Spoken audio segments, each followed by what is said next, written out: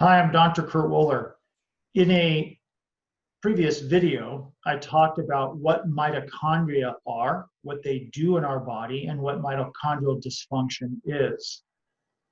And this is, not only for all of us, but also for children, including autistic kids.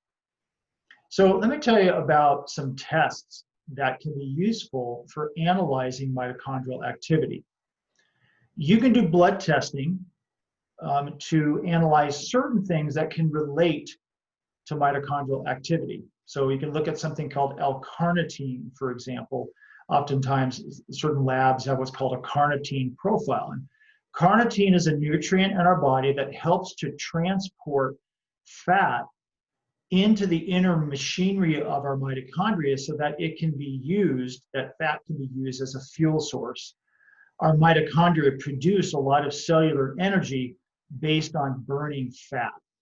So a carnitine profile can be used. There are genetic tests that are very sophisticated that help to analyze for mitochondrial diseases. Those aren't commonly done because the vast majority of kids, autistic kids and others, aren't dealing with mitochondrial diseases. They're dealing with dysfunction. There's a swab, a buccal swab, a mouth swab that can be done that helps to analyze certain components of mitochondrial activity. It comes from a company called Mitoswab.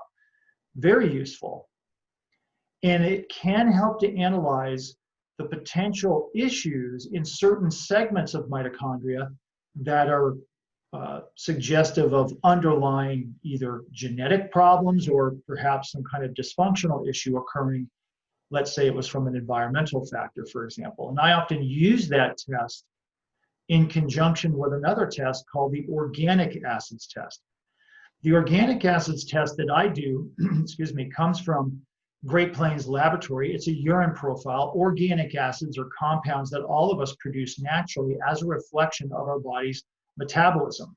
And there are certain organic acids that get produced that are reflective of mitochondrial activity and mitochondrial problems.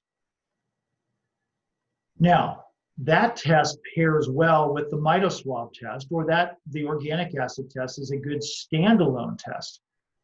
And I often do that organic acid test as an entry-level assessment for mitochondrial dysfunction. So there's a number of ways of analyzing mitochondria. Probably the easiest one, because it's a urine profile, is the organic acids test, and then that being complemented with the Mitoswab profile. And by the way, all of these tests can be, ordered from your physician, and then also I order them frequently through my private practice within my practice.